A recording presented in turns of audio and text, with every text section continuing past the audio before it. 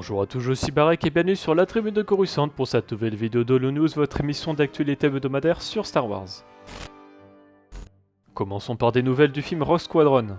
Nous le savons, la programmation des futurs films Star Wars est plus qu'hasardeuse, et voici ce qu'on sait à l'heure actuelle. Dans les films qui sont officiellement en projet, il y a Rogue Squadron de Patty Jenkins, un film réalisé par Taika Waititi, un film produit par Kevin Feige et une trilogie réalisée par Rian Johnson. Et parmi les films programmés, le planning de Walt Disney Studios Motion Pictures de fin 2021 annonçait Rogue Squadron pour le 22 décembre 2023 et deux autres films Star Wars sans nom pour les 19 décembre 2025 et 17 décembre 2027. Cependant, après la Star Wars Celebration 2022, la présidente de Lucasfilm Kathleen Kennedy annonçait à Variety que Rogue Squadron n'était pas pour tout de suite et que le film de Taika Waititi serait le prochain à sortir dans les salles. Peu après, le réalisateur concerné a indiqué que son film était encore en écriture et que le tournage ne commencerait pas cette année en raison de son programme chargé sur d'autres films, compliqué alors de le voir sortir en 2023, là où était programmé Rogue Squadron. Jusqu'à maintenant, nous avions donc des informations contradictoires entre Disney et Lucasfilm, mais la semaine dernière est tombé le nouveau programme annonçant des films jusqu'en 2028, avec notamment du Marvel, du Avatar et du Star Wars.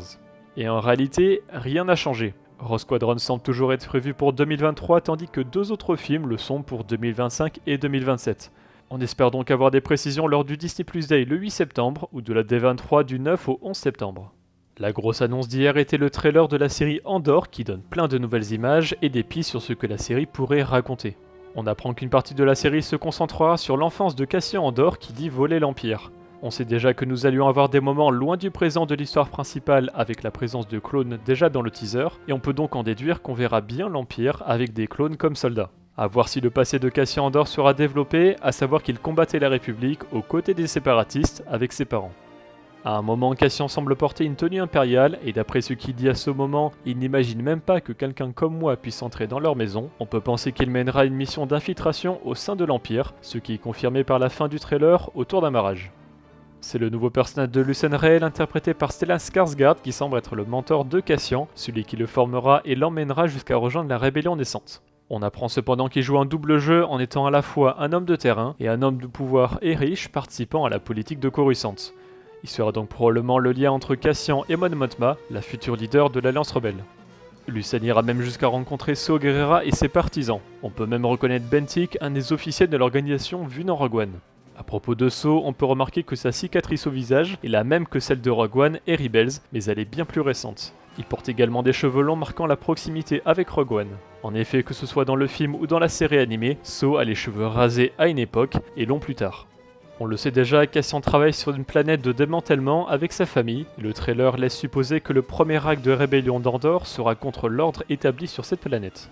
Lorsque Lucen attaque les chasseurs Tilleux et un bombardier, on remarque en fond un croiseur Arrestor de classe Cantwell, apparu pour la première fois dans le film Solo. En dehors du trailer, Total Film nous partage une nouvelle image promotionnelle de la série, où Cassian se trouve face à une femme d'une espèce visiblement inconnue, dans un bar assez chic. De plus, Diego Luna, qui interprète le futur rebelle, a déclaré à Total Film que nous n'allions pas croire que Cassian soit capable de ce qu'il a fait dans Rogue One. De quoi nous mettre l'eau à la bouche pour cette série qui débutera finalement le 21 septembre sur Disney+. En effet, Andor a été reporté de 3 semaines, mais les 3 premiers épisodes sortiront en même temps. Chose logique quand on pense à Tony Gilroy, créateur de la série, qui nous avait indiqué que la série était créée en 4 blocs de 3 épisodes. Pour accompagner le trailer, nous avons aussi évidemment eu droit à une toute nouvelle affiche. Et on passe à une information aussi intéressante que mystérieuse. Lucasfilm a déposé 3 nouvelles marques qui pourraient être de nouvelles licences. Cependant, aucune information sur le ou les médias concernés. Les noms de ces marques déposées sont donc The Great Circle, The Galactic Circle et Circle of Resistance. Il pourrait donc s'agir de trilogies de films indépendants, de séries, de jeux vidéo, voire de littérature. Côté jeux vidéo, on commence par une précision avec Jedi Survivor, la suite de Jedi Fallen Order qui pourrait bien sortir en mars. Il y a plusieurs mois, la Star Wars Celebration annonçait ce jeu pour 2023 avec un teaser, et la semaine dernière, le compte Twitter PlayStation Size, un compte qui surveille le PlayStation Network, déclare que Jedi Survivor serait prévu pour une sortie en mars selon la base de données du PlayStation Network.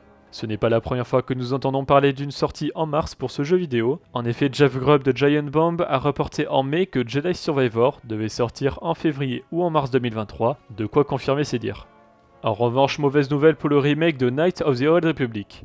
Selon Bloomberg, le développement du remake du célèbre RPG serait au point mort et connaîtrait de sérieux problèmes. Le développeur Aspyr a d'ailleurs retardé la sortie du jeu pour une durée indéterminée. Bloomberg a appris que le studio avait récemment licencié le directeur artistique et le directeur de la conception du jeu au début du mois, annonçant aux employés que le studio allait arrêter de travailler sur le projet pour rechercher des contrats de développement. Cette annonce intervient après que le calendrier interne du projet ait été remis en question. Le studio aurait visé 2022 au début du développement, alors que certains employés pensaient que le jeu ne verrait pas le jour avant 2025 ou plus tard.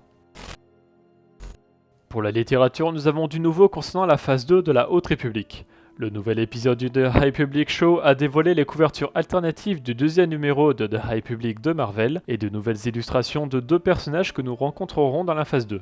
Il apparaîtra pour la première fois dans le roman adulte Convergence de Zorida Cordova. Voici Axel Greylark, le fils du chancelier. Convergence sortira le 15 novembre en anglais. Issu du roman jeunesse Quest of the Hidden City, qui sortira le 1er novembre en anglais, la maître Jedi Cilandro Shaw est décrite comme se considérant comme un bouclier contre le mal dans la galaxie, tout comme son arme de prédilection, qui n'est autre qu'un bouclier qu'elle porte dans le dos. Nous avons également eu un premier aperçu des couvertures alternatives du numéro 2 de The High Public de Marvel, qui sortira en novembre en anglais. Et pour la France sortira le 11 août sur les plateformes de streaming audio comme Lydie et Audible, la novélisation de La Revanche des Sith de Matthew Stoven en livre audio.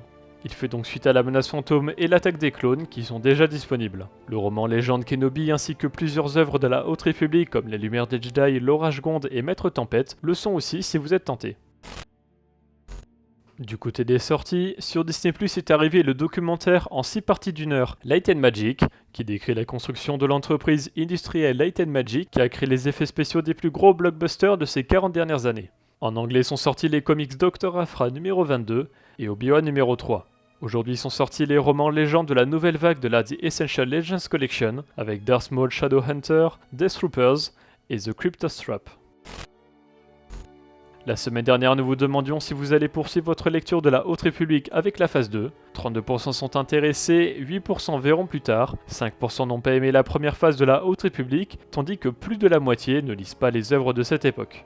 Cette semaine, nous vous posons la question suivante. D'après vous, que seront les marques déposées par Lucasfilm, à savoir The Great Circle, The Galactic Circle et Circle of Resistance? Des films, des séries, des jeux vidéo ou des livres, à vous de nous le dire.